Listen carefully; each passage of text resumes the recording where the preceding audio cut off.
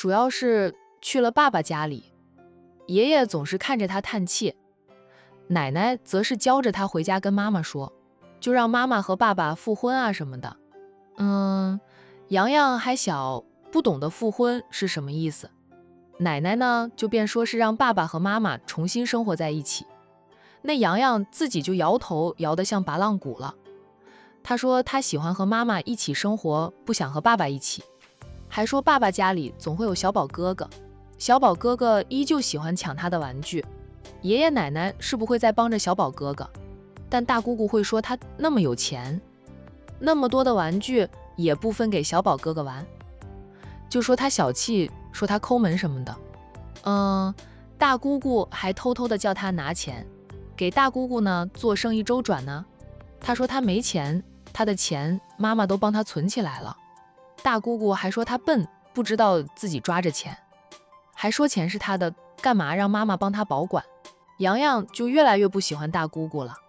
那周家人是不会再去打扰海玲，想见洋洋的时候都是让海玲送洋洋过来，或者他们周家人直接去幼儿园门口接洋洋，然后打电话告诉海玲，那是因为需要海玲同意了，他们才能从幼儿园里接走洋洋。那海玲不同意的话，就算是周红林这个亲爸去接，都接不走洋洋。谁叫周家曾经抢走洋洋，想藏起来不让海玲见孩子呢？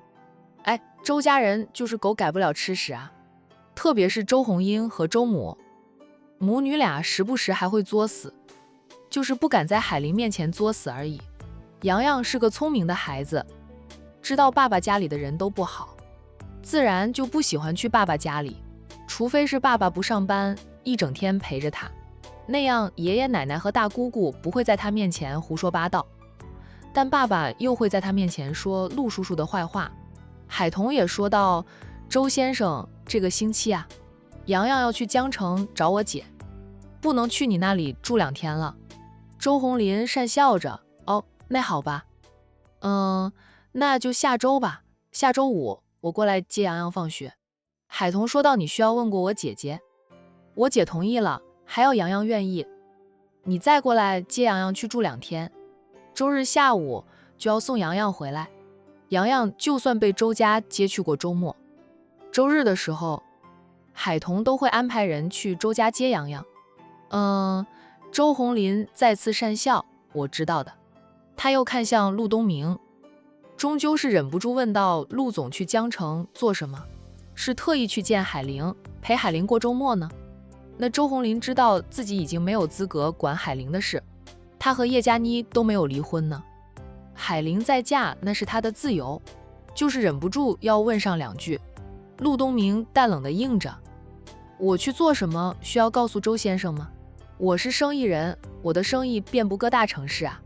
周红林一噎，是呀，人家是陆氏集团的老板，资产100亿，生意遍布各大城市，就算破了像残了腿，年纪大了点，依旧比他周红林强100倍。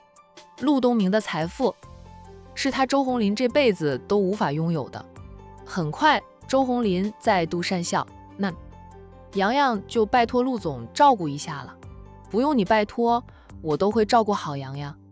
陆东明重新抱起了洋洋，让洋洋坐在他的大腿上，还在洋洋的小脸上亲了一口，说道，我是洋洋如亲子。这句话像一把刀似的扎在周红林的心上，让他又酸又痛，却无话可说。陆叔叔啊，我们走吧。洋洋害怕爸爸带他走，那催促着陆东明上车。那陆东明便对海童说道，海童，我们先走了。好，洋洋再见，一路顺风。小姨再见。洋洋被陆东明放上了车，他扭头向小姨挥手说再见，然后看着亲爸抿了抿小嘴后，说了句爸爸也再见。周红林呢，笑笑。陆东明带着洋洋在保镖的陪同下很快便离开了。宁思琪趁着大家没有再留意到他，悄悄地溜走了，否则就穿帮了。过来接小朋友的人只要将接送卡交给老师，小朋友很快就会被老师送出来。不用等太久的呀。他再在这里等下去，接不到所谓的小姑子，会引起海童的怀疑。等到陆东明的车子远去了，海童才回到自己的车上，那也很快就离开了幼儿园。那只有周红林站在原地，神情落寞至极。他感觉到这亲生儿子离他越来越远了。有时候他也想重新打官司，要回洋洋的抚养权。孩子都是谁带大的就跟谁亲，那父母也赞成。不过冲动也就是一瞬间的事，很快就会冷静下来了。他要回洋洋的抚养权，会让洋洋失去很多。他的世界，他的圈子啊，跟海玲现在的圈子相差太远。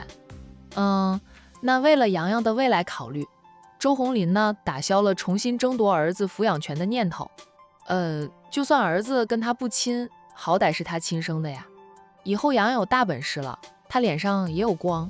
就海童没有回公司，直接去了战氏集团。战印出去谈生意了，不在公司里，不过很快就会回来。他便在总裁办公室里等着。战印的办公室和以前相比有点改变，多了个零食柜子，也多了几盆栽，还有些玩偶。盆栽是发财树、金钱树、富贵竹，当然是海童给他搬来摆放好的。好在他的办公室够大，摆上几盆盆栽并不碍事啊。也多了几个花瓶，花瓶就没有空过，插满了鲜花。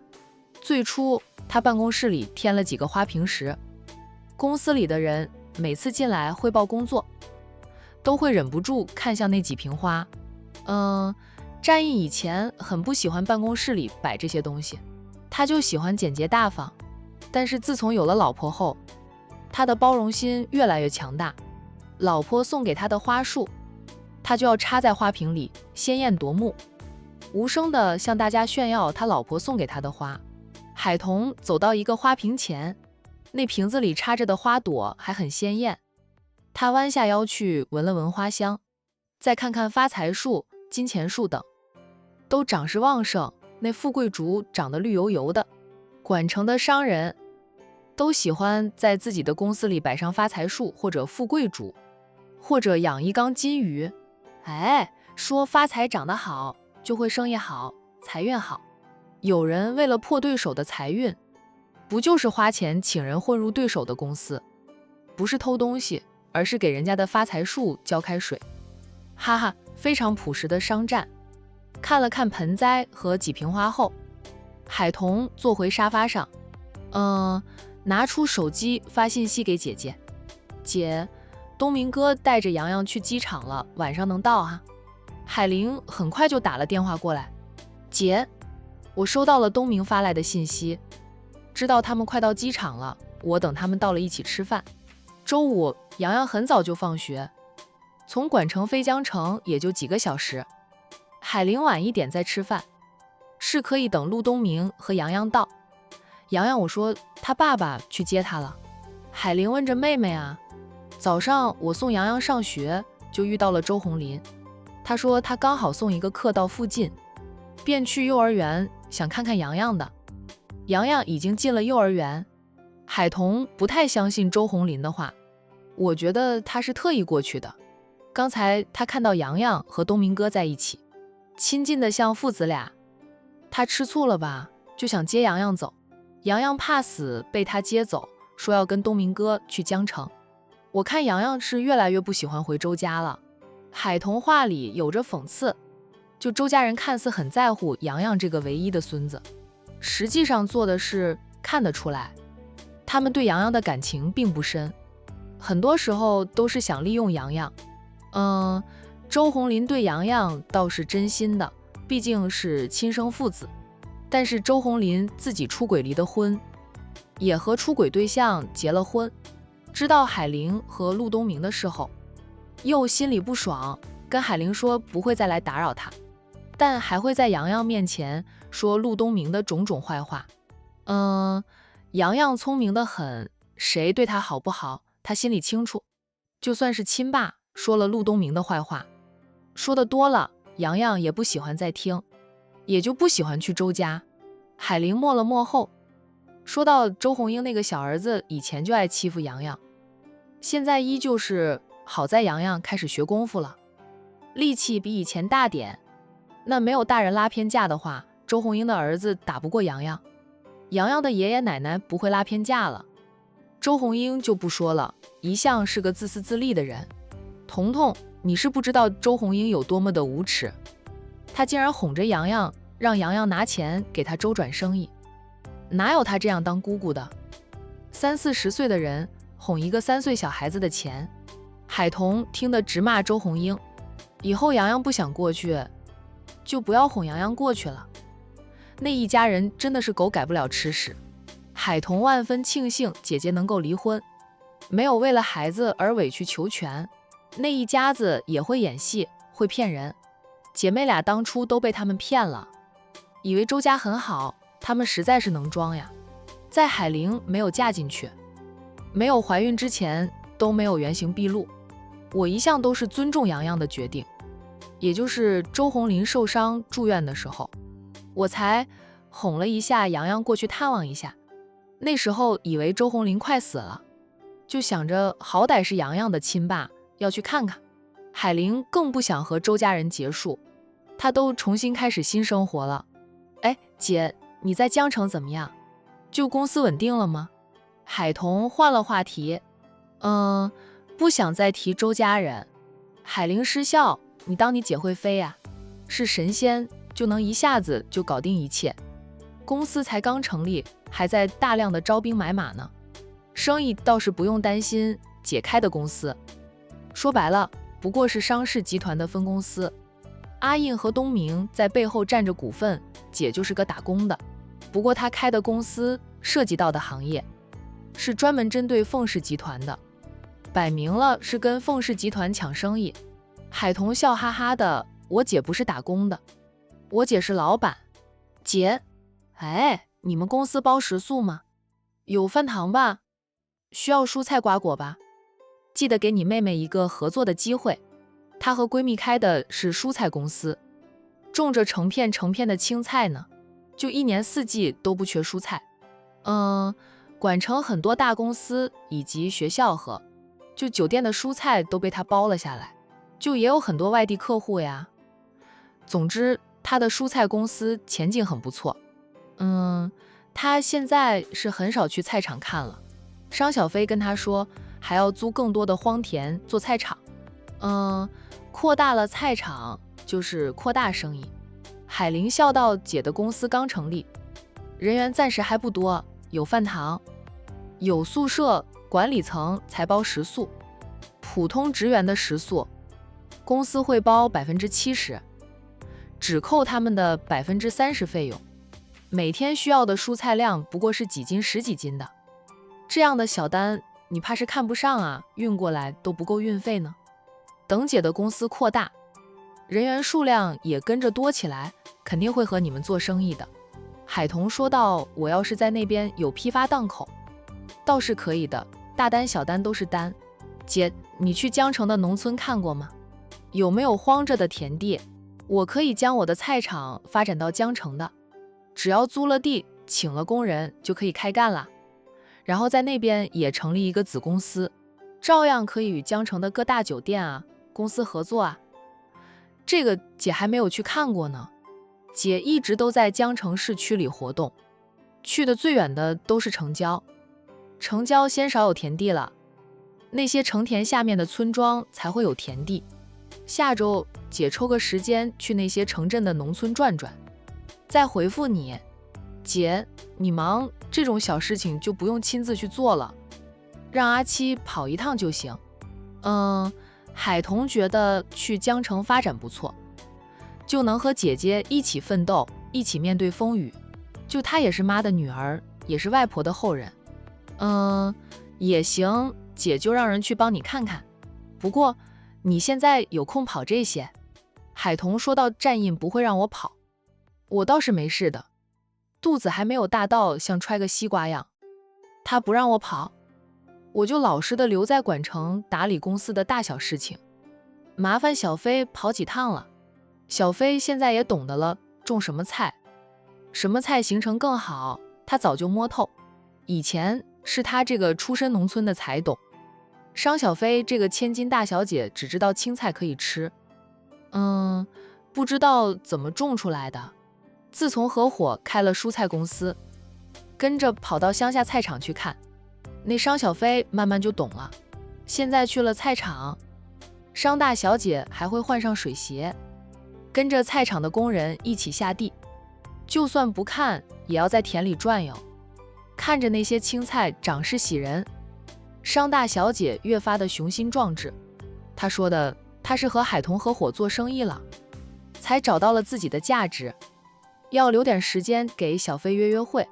海玲笑道：“你别当个周扒皮，压榨的小飞连约会的时间都没有，哪有总公司的大小事情我不是看着吗？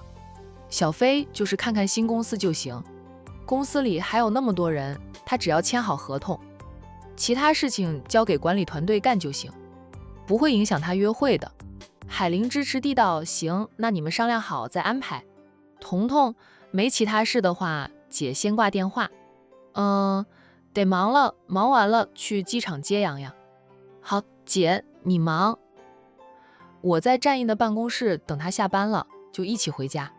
周五晚上，战印一般不应酬，回家陪老婆。姐妹俩结束了通话，海桐又马不停蹄地打电话给商小飞，跟商小飞说了去江城开分公司的事。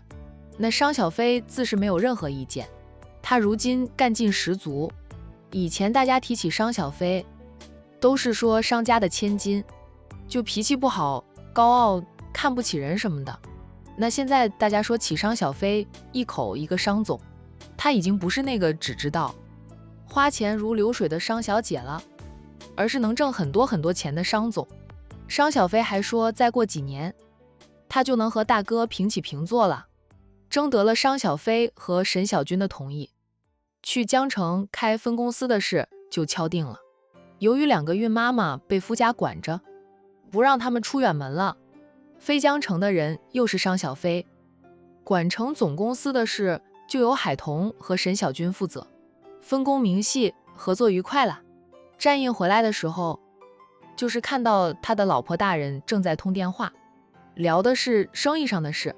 跟着他进来的苏南，那见到海桐后，顿住脚步，小声地对战印说道：“改天再谈，我回去做事了。”战印点点头，那苏南脚下一转，走了出去。战印轻轻地关上了办公室的大门，走向坐在沙发上通电话的老婆。海桐聊得投入，没有留意到丈夫回来了。等她聊完了，一抬头，便看到了坐在对面的丈夫正静静地看着她。“老公，你什么时候回来的？”“我怎么不知道啊？”战印笑有几分钟了。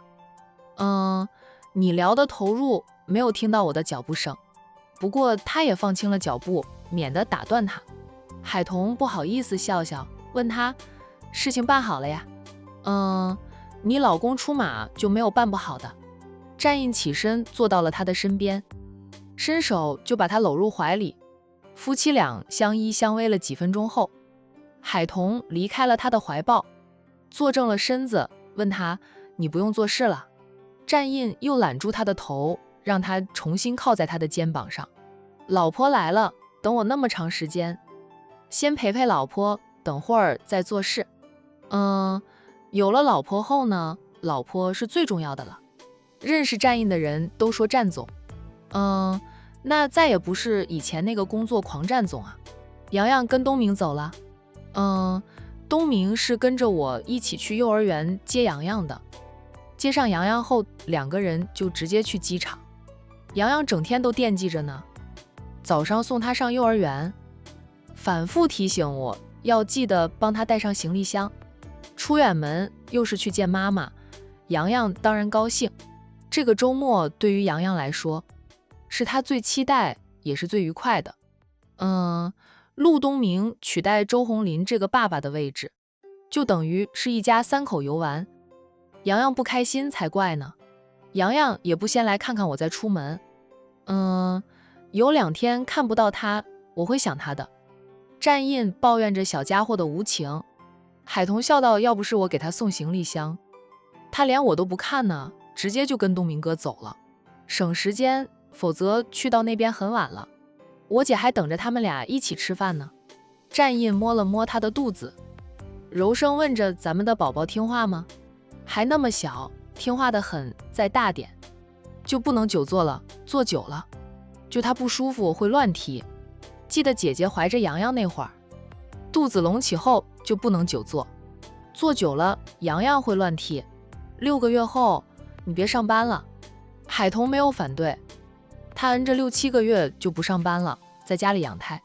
战印松口气，他怕死海童怀孕8、9个月才停工，那样太累了。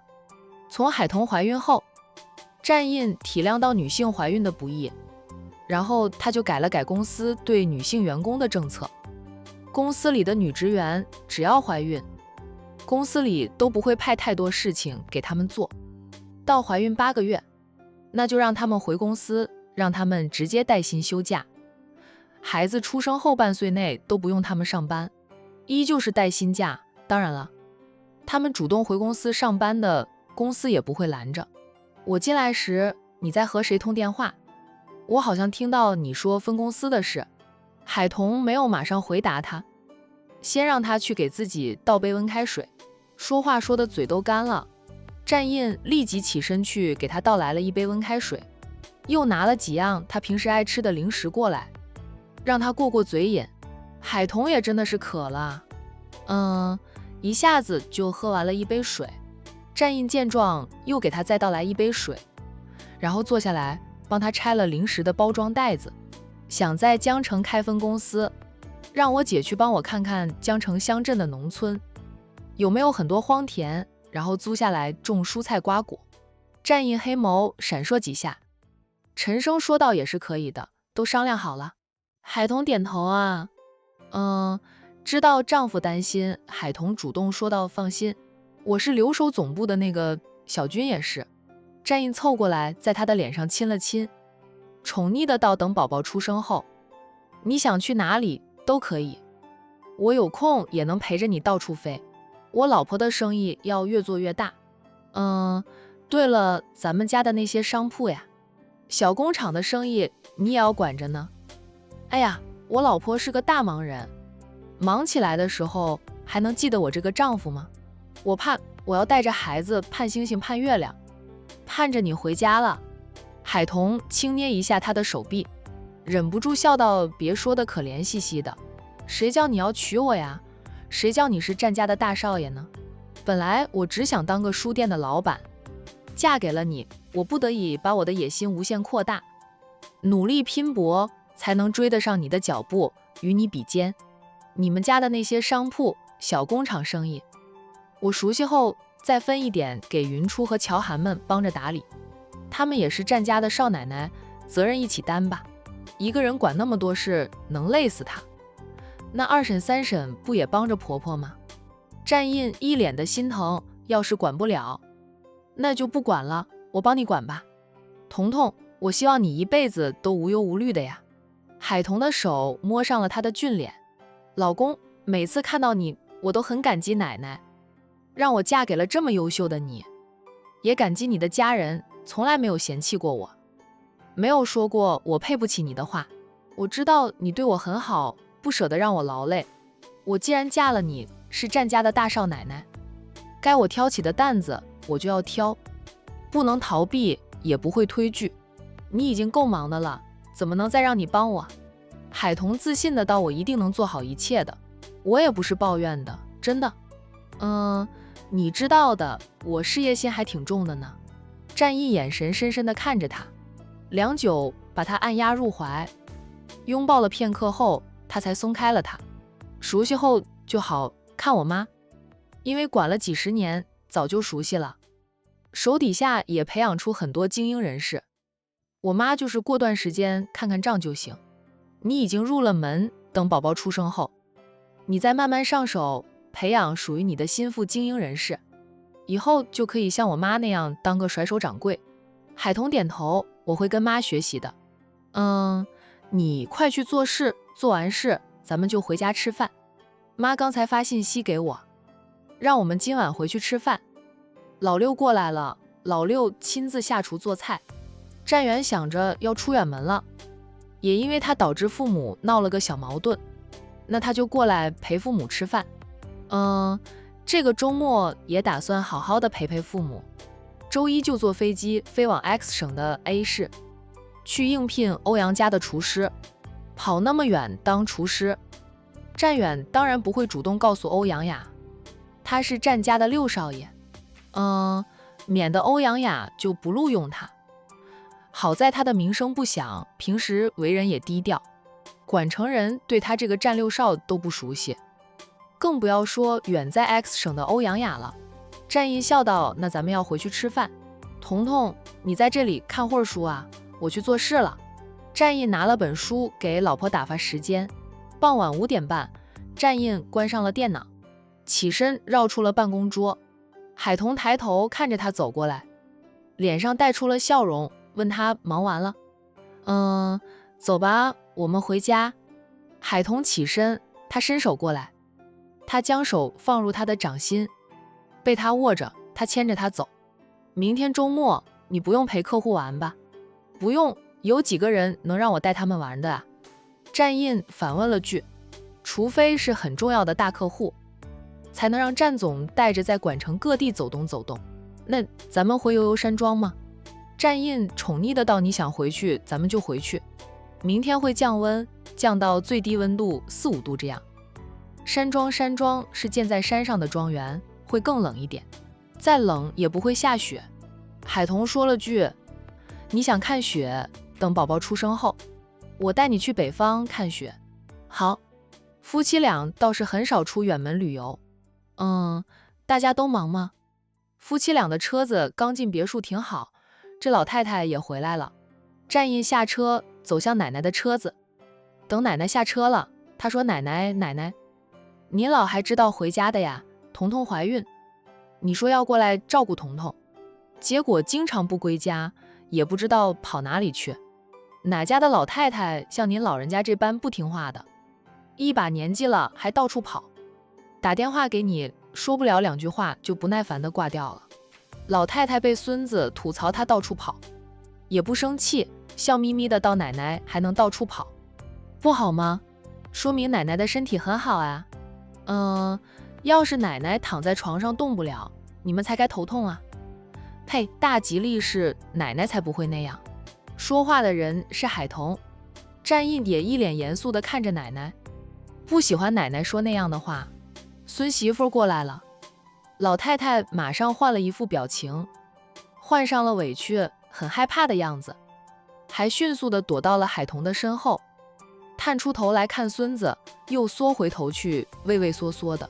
彤彤，阿姨骂我不就是出去跟老友们玩了几天吗？他就骂我不着家，骂我到处跑了，嫌弃我不听话。奶奶就是戏精上身啊。海彤配合着奶奶，一边护着奶奶，一边说着：“站印奶奶就是和老朋友聚聚旧，又没有去干坏事，你别说奶奶了。”转身他又说：“奶奶，你也是不能到处乱跑，年纪越来越大了，注意安全，也让我们小贝安心点哈。我们打电话给你，你别一副不耐烦的样子，我们也都是关心你。”老太太笑嘻嘻的，亲切地挽上了海彤的手臂，带着海彤就往主屋走去，边走边说道：“奶奶在家里待不住呀，无聊得很。奶奶的身体，奶奶知道，没事的。你身体很好，也不用奶奶时刻盯着。主要是你老公太厉害了，现在他能把你照顾得很好。他买的那些与孕期有关的书，他都快要倒背如流了。他抢了照顾你的事儿，奶奶不就无所事事了？老七他们还小，奶奶又不好催婚。明年奶奶就在家里当个老实的奶奶，帮你们照顾孩子。”海彤笑道：“我们不是不让奶奶出去，是奶奶出去了，要让人跟着，免得有什么事儿，那我们都不知道啊。我不是带了人吗？我的司机也会拳脚功夫的。放心吧，在管城还没有人敢对奶奶怎么样的，敢对老太太怎么样的人，要么还没有出生，要么就是往生了。奶奶。”好好好，奶奶听你的，奶奶听你的，就听你的，不听阿印的。看到阿印那张冰山脸，奶奶都没有胃口吃饭。听说老六亲自下厨，等会儿多吃2碗饭。跟着走的战印哭笑不得的。奶奶又说看到我没有胃口，还要多吃2碗饭。老六下厨，我是能多吃2碗饭。哎呀，你下厨的话，我少吃2碗饭。战印哼哼2声。奶奶每餐都吃不了2碗饭，一般就是半碗饭，然后吃菜。菜好吃呀，我下厨，奶奶少吃2碗饭都吃菜，说明我做的菜好吃，奶奶还嫌什么？老太太像个小孩子似的，我就嫌怎么着？我们兄弟几个都是奶奶教出来的，奶奶嫌弃我，就是否定你自己的教育成果。她的宝贝长孙口才是越来越了得，这都是她的功劳，因为她给长孙娶了海童这个孙媳妇儿。海童的笑容就没有连起来过，每次老太太和战印斗嘴，她都能笑痛肚皮。彤彤，咱们不搭理她，整天绷着一张脸，严肃至极，也就你才受得了她。换成第2个女人，早就远远闪了。小孩子晚上出门看到她都能吓哭。战印一脸黑线，没有呀，我觉得战印很好呀，一点儿也不冷漠，反正在我面前是温柔体贴，标准的3好模范丈夫，我很满意。战印立即一脸的幸福，还是我老婆对我好。老太太笑道，你们俩秀恩爱，能虐死单身狗。奶奶不喜欢看到我们这般恩爱吗？战印不客气地反问了奶奶一句。老太太哈哈地笑，乐意，非常乐意看到你被彤彤拿下来。哎呀，也不知道当初是谁信誓旦旦的，说不会爱上彤彤，不会追妻的。战印绿了脸，奶奶你少翻旧账。海童嘚瑟的倒是我的男人，就是我的男人，跑不出我的五指山的。霸气，奶奶就喜欢你的霸气。一老一少2个女人相视而笑，甩下了战印，率先进了屋。战印无奈又宠溺的摇摇头，奶奶就是个老顽童呀，也是他们战家的定海神针，只要奶奶还在，他们就觉得天塌下来都不用怕，有奶奶撑着呢。坐在沙发上等着长子夫妻俩回来，就开饭的战丽蓉夫妻俩看到老太太和海童一起来，双双起身啊。战丽蓉说了句妈你回来了，那老太太嗯了一声，玩够了就回来看看吧。她看向唐君叶，唐君叶也叫了一声妈。君叶，你昨天不开心的时候怎么不打电话给妈？妈带你到处浪几天散散心。唐君叶的脸都红了，真的是什么事情都逃不脱老婆婆的那双眼睛。也没什么，就是辩了几句就又没有吵架。就是妈，我和君叶没有吵架。君叶想彤彤了，过来陪彤彤几天。我向来离不了我老婆，就也跟着过来住几天。妈回来了就热闹了啊。他老母亲向来是宠儿媳妇的主，老母亲说过儿媳妇不是他生的，却要孝顺他老人家，还为战家开枝散叶，是战家的大功臣，自然得宠着。就他们这些当儿子的是母亲亲生的，孝顺他老人家那是理所当然。咋的，还想当妈的回报1、2，他们敢说吗？老母亲的拐杖能追着他们从山上跑到山下，又从山下跑到山上。哎，你们是没有吵架，但你让我儿媳妇不开心了。哦，杨叔说的。身为老宅的管家，杨叔那是耳听八方，眼观六路，是老太太最给力的眼线。就只要老太太想知道的，杨叔都能告诉老太太。老太太常说杨叔应该入职苏家，以杨叔的能力，绝对能爬到苏南的位置，把苏南都挤下去。苏南抹了一把汗，还好杨叔没有入职苏家跟他抢位置。战丽蓉立即说道，妈，我等会儿就带君叶去逛街，他喜欢什么就买什么，只要他开心。老太太边坐下边说道，都要当爷爷的人了，要给你的儿孙做好榜样。妈，我一直都是阿印和老六的榜样，你们爷俩去厨房帮老六打下手，妈可以吃饭的了。战丽蓉邀功似的说道。老六早就准备好了饭菜，老太太横了长子一眼，战丽蓉讪讪的笑，然后冲战印使了个眼神。父子俩呢都往厨房走去。支开了父子俩，老太太换了一张笑脸，对唐君叶和海童说道：等会儿咱们婆媳仨出去逛街购物，我好久没有买了，给我的宝贝曾孙女买几条裙子回来。唐君叶附和着对，要多买几条裙子回来。海童、奶奶、妈，宝宝还没有出生呢，而且不一定是女儿。这老太太婆媳俩同时看着海童，海童，好吧，就给他们一点幻想吧，等到宝宝出生，幻想破灭那一刻，怨不得他哈，他是做好了生儿子的心理准备。战家都几代没有女儿出生了，他有那么好命，能一胎得女。洋洋都说了，他肚里的是小弟弟。哇，对了，洋洋呢？老太太后知后觉，发现少了一道小身影。我总是觉得回来后少了什么，现在才想起来少了洋洋，是不是陆家的接走了洋洋？海童说到洋洋知道奶奶现在才想起他，得哭，奶奶总是说最疼爱他，结果回来这么长时间才想起了他。洋洋跟着东明哥去江城过周末，现在应该快到了吧？海童看外面的天色都黑了，冬季天黑得快，东明也不跟我说一声。我也想海陵了，也想去江城一趟。唐君叶忙说道：妈，去江城要坐几个小时的飞机，您老别去了。